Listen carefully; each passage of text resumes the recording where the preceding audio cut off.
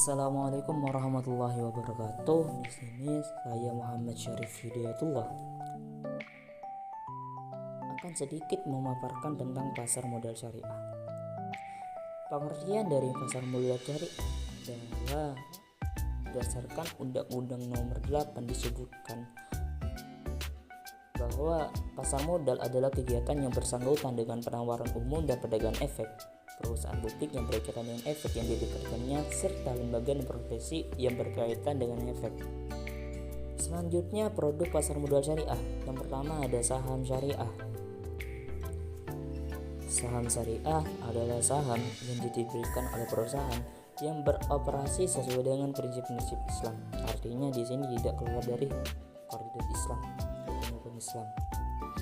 Selanjutnya yang kedua adalah ETF syariah, yang mana ETF syariah adalah reksadana syariah yang unik penyertaannya diperdagangkan di bursa efek, mirip seperti saham, yang mana ETF syariah merupakan sekumpulan aset yang dipilih oleh manajer investasi dengan tujuan tertentu atau tujuan yang khusus. Selanjutnya, suku atau obligasi syariah. Suku syariah atau obligasi syariah adalah surat berharga jangka panjang yang diterbitkan oleh emiten dan berdasarkan pada prinsip syariah. Selanjutnya, yang keempat yaitu efek berabun aset atau EBA syariah, yang mana EBA syariah ini adalah surat berharga yang diterbitkan dari sekumpulan aset syariah dan mekanismenya tentang pertentangan dengan prinsip syariah. EBA syariah merupakan salah satu bentuk sekuritarisasi, yaitu transformasi aset yang tidak likuid menjadi likuid. Selanjutnya yang kelima yaitu reksadana syariah. Reksadana syariah adalah wadah untuk menghimpun dana dari masyarakat modal yang kemudian diinvestasikan oleh manajer investasi ke dalam efek syariah. Efek syariah yang dimaksud adalah saham syariah, sukuk, dan efek syariah lainnya.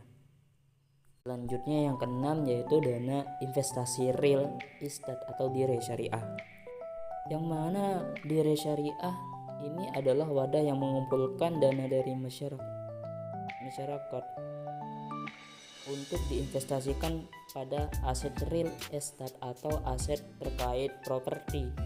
Dire syariah terbentuk kontrak investasi kolektif yang diatur dalam peraturan OJK nomor 30 per POJK.04/2016.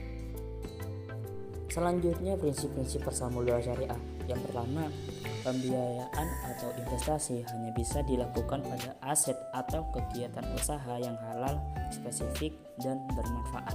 Yang kedua, karena uang merupakan alat bantu pertukaran nilai, di mana pemilik harta akan memperoleh bagi hasil dari kegiatan usaha tersebut, maka pembiayaan dan investasi harus pada mata uang yang sama dengan pembukuan kegiatan. Yang ketiga, akad yang terjadi antara pemilik harta dengan emiten harus jelas. Yang keempat, baik pemilik harta maupun emiten tidak boleh mengambil risiko yang melebihi kemampuannya dan dapat menimbulkan kerugian. Yang kelima, adanya penekanan pada mekanisme yang wajar dan prinsip kehati-hatian baik pada investor maupun emiten. Perbedaan pasar modal di sini dibagi menjadi dua, ada pasar modal konvensional dan juga pasar modal syariah. Pasar modal konvensional adalah pasar tempat investor diperdagangkan instrumen keuangan seperti saham dan obligasi. Sedangkan syariah adalah kegiatan di pasar modal yang tidak bertentangan dengan prinsip-prinsip Islam. Jadi perbedaan utama antara pasar modal syariah dan pasar modal konvensional adalah penerapan prinsip-prinsip syariah dalam seluruh kegiatannya, baik secara hukumnya ataupun dalam penerapannya. Selanjutnya, emiten berdasarkan prinsip Islam. Yang Pertama, memenuhi ketentuan peraturan Otoritas Jasa Keuangan atau OJK tentang penerapan prinsip syariah di pasar modal. Yang kedua, memenuhi ketentuan peraturan OJK tentang penerbitan dan persyaratan efek syariah berupa saham oleh emiten syariah. Yang ketiga, memiliki Dewan Pengawas Syariah DPS yang anggotanya memiliki izin ahli syariah pasar modal atau ASPN dari OJK. Yang keempat, menjamin bahwa usahanya telah sesuai dengan sistem syariah. Yang kelima, menjalankan dan menandatangani akad sesuai prinsip syariah. Perlu dijelaskan di sini bahwa prinsip-prinsip syariah yang dianut dalam investasi syariah antara lain yang pertama, larangan riba atau bunga, larangan maisir atau perjudian, larangan goror atau ketidakpastian, menjauhi spekulasi berlebihan, dan menghindari perusahaan yang terlibat dalam industri yang dianggap haram seperti alkohol, perjudian, maupun unsur-unsur lainnya yang dianggap meragukan. Sekian dari saya, kurang lebihnya mohon maaf. Wallahu muwaffiq ila aqwamit thoriq. Wassalamualaikum warahmatullahi wabarakatuh.